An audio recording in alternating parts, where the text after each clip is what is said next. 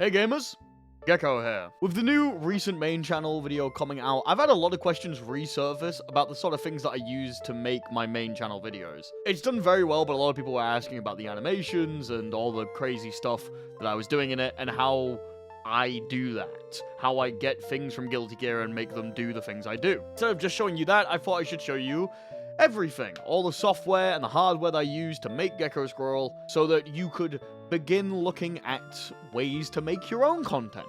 I think it's more important now than ever to actually show creative processes and help people get into them. Now, while the hardware is obviously not free, most of the stuff that I use is actually completely free to use. Apart from the microphone and the mixer, basically the only thing I've paid for to make any of these videos is a copy of Guilty Gear Strive. So let's go through the expensive stuff first, and then we'll get onto the actual editing thing, shall we? This is a Shure MV7 podcast mic. Microphones are very weird and very hard to get the right one. I've gone through a couple of other microphones in the past, but this is the one that I've stuck with the most. Mainly just because I've been using it the longest, so I'm used to how it sounds. It's an XLR microphone, which means it needs a mixer in order to talk to the computer, and the mixer I use is a Go XLR Mini. Do not buy a Go XLR. I'm telling you this now, Go XLR kinda sucks. They went bust a couple of years ago, and they rely heavily on the software that powers the whole machine. You can't just use it on its own. And obviously, since the company went bust, the main software has stopped working, and I've had to start using a third-party solution.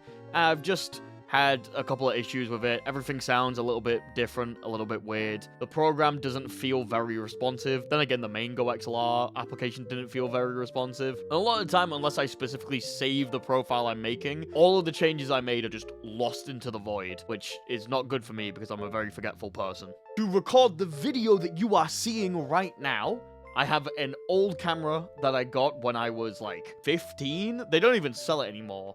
It's a Panasonic something or other. I'll put the name of it on the screen. And it is hooked up to a capture card that is inside the computer. I've gone through a bunch of capture cards over the years. The one right now is a Elgato 4K something or other. But before that, I had a little USB capture card that worked completely the same. I just plugged it into a splitter with a HDMI and plugged that into the computer. It was like the Genki Arcade or something like that is what I used to use for the camera. I also have lights and stuff. I mostly used a little hand light this big before upgrading to an Elgato Air thing, which I've also had a lot of problems with. If there's something I've learned from making videos for nearly 4 years at this point, don't buy brand named stuff. The only thing that I've bought that's had a brand name attached to it that I've actually liked is my microphone. And even then, Shure's more one of those quality brands than Elgato, where it's oh, they do everything. As for the software that I use, the video that I'm recording on right now is on OBS. Specifically, OBS 29. I just kind of update it whenever it gets updates. I don't really think too much about it. The scrolling background, as you've probably noticed, is actually just part of the stream. It's something I made ages ago with just a couple of simple filters and tools that's in OBS. The stinger as well that you probably see on my videos and my streams was originally made in Sony Vegas, but I don't use Vegas anymore. I use Vinci Resolve. Specifically the free version. I haven't paid for Vinci. Everything I make is still in the free version. And holy shit, Vinci is a million times better than Vegas. It's actually insane the kind of shit that you just get for free in this program. I generally encourage everyone that I know who works on videos just to go over to Vinci.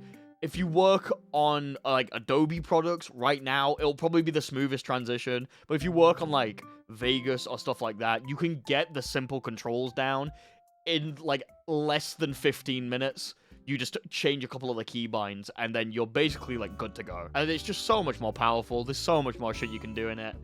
It's absolutely insane. And the free version doesn't really limit you on what you can do. You still get access to, the really powerful tools. So if there's something that, the paid version has that you can't necessarily do, you might be able to find a way to do it, or you'll be able to find, a workaround. If I'm recording just audio, though, I use a very old version of Audacity. It's called Dark Audacity. When I was in high school, I was, using Audacity because I was part of, a podcast club for, a year. And we would use Audacity for like the school podcast newsletter. It wasn't like podcasters like you know it now where like guys sit around a table. It was basically like a school newsletter that would play like over the school intercom. So we had to like make audio stuff for it, and we'd like interview teachers and like any guests that showed up at the school, just stuff like that. And we used Audacity for it. So I like got familiar and decent with that program, and I liked how the old version was. I might move over to Audacity 4 when it's like a little bit more fleshed out, because they're doing a lot of things in that are just like quality of life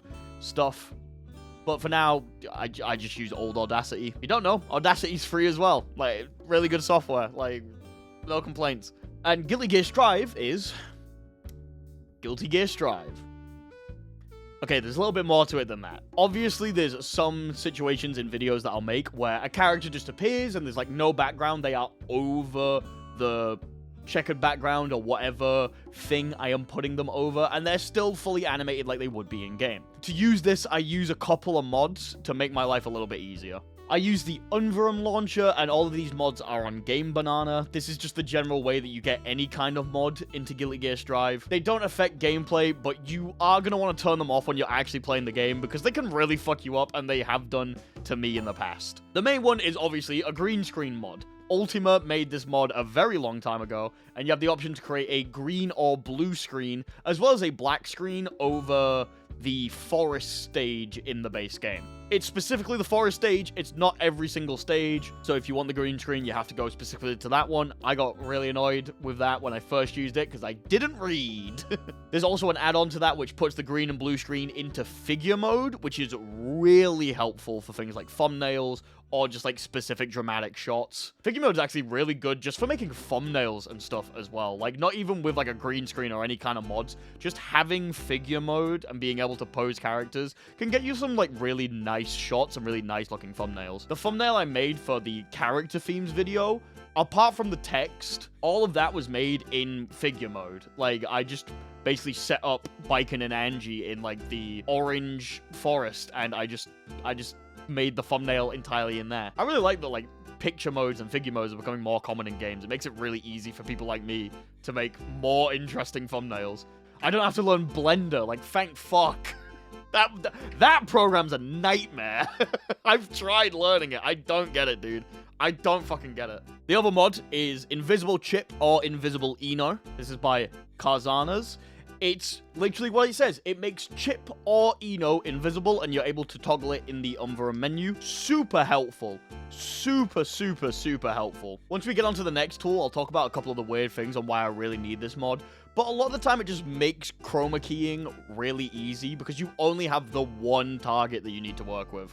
Unfortunately, Chip and Eno are both very loud characters when standing in their idle animation. Chip's a bit quieter. You can just hear him swinging his blade about.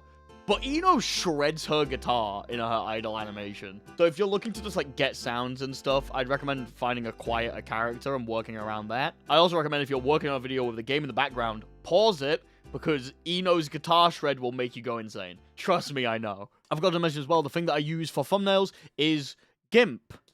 Don't worry, someone is coming to beat my ass in the parking lot later. It's a really good program. I have no issues with it. It is a little bit funky, and some things are a little bit unintuitive. But anything that you can do in basically any other editing software, you can find a way to do in GIMP. And it has a really robust plugin system where you're able to get a lot of different things that do a bunch of crazy shit. Really like that software. Never had any issues with it. I can draw a circle in GIMP. That's all that really matters to me. The final tool I use is the Universal Unreal Unlocker. Basically, it's a tool that can go into any Unreal game and unlock the camera so that you can free fly around. It's really helpful for flying around maps and getting more cinematic shots. The only downside with Strive is if you have characters visible, they're not actually physically in the world. It's a bit of an illusion. The characters are essentially on a different plane of, like, the camera compared to the world, but it just looks like they're very much on the floor. So when you fly around, the characters will be in really weird positions. Having Invisible Chip or Invisible Eno completely fixes this, because even if they're in the weird position, you literally can't see them. I use this to get like the dramatic shots for when I'm making things like getting good at Guilty Gear, or a shot that's going to be in the next video that I'm really excited to make. I should hopefully get it out by like Sunday-ish. I don't have anything to show right now because I'm still in the scripting phase, but Yeah, it should be good. Oh, also, my scripts are either made on, like, Google Docs or Notepad. Like, I literally have, right now, just a Notepad in front of me. That's all I have. There was a change recently to Notepad where they put, like, AI bullshit in it. And now you can't just, like, close all the Notepads in one and then have them come back up. If you open Notepad and you try to close it, it's like, oh, you want to make sure you save this, right? On every single one. And I have, like, 300 Notepads that I've just not closed over the course of years.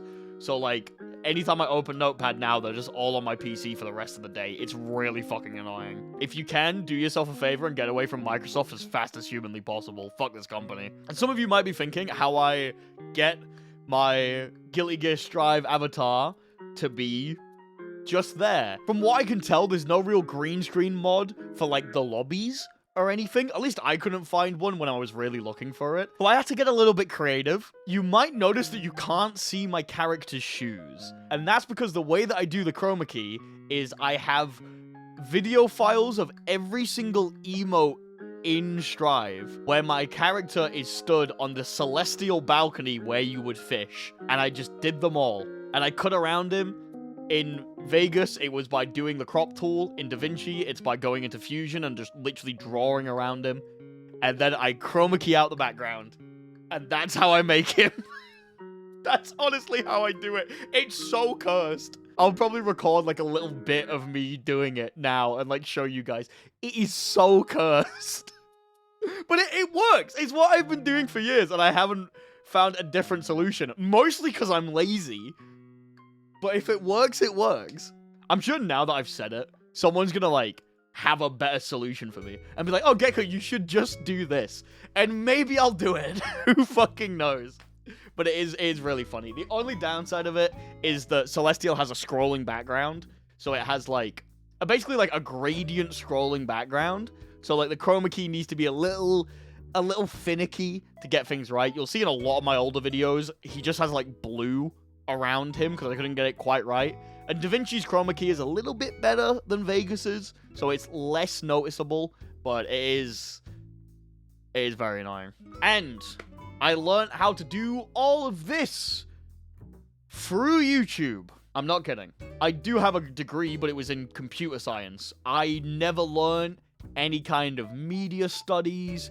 I've never taken a course in editing or the software that I use for this kind of stuff. Everything that I have learned how to do has been me dicking about in programs and seeing what I can get away with. When I was really, really young, like, video editing was just kind of a hobby for me. It was just kind of cool to mess around with, like, was it called Cam Studio? I don't even remember. There was a really old software that was, like, OBS and Vegas in one. And then, like, I legally got a copy of Vegas when I was like 12. I just used to edit in that all the time. And that's how I learned. Everything I've learned how to do in DaVinci has been me going, that sounds cool. And then going onto YouTube or Google and typing DaVinci Resolve, how do this thing.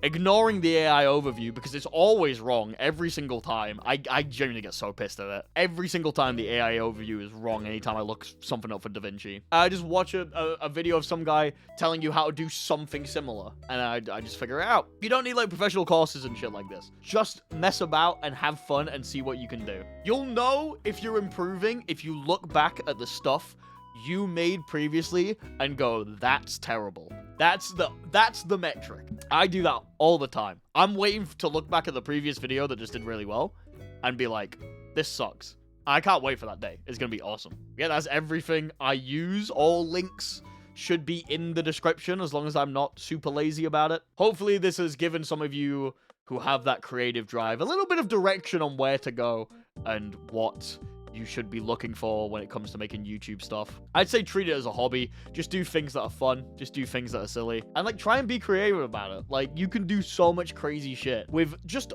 all of these tools alone. If you want to go even crazier, you could try learning something like Blender, but like I can't help you there. Go, have fun, be creative. That's what I plan to do. Thank you all for watching.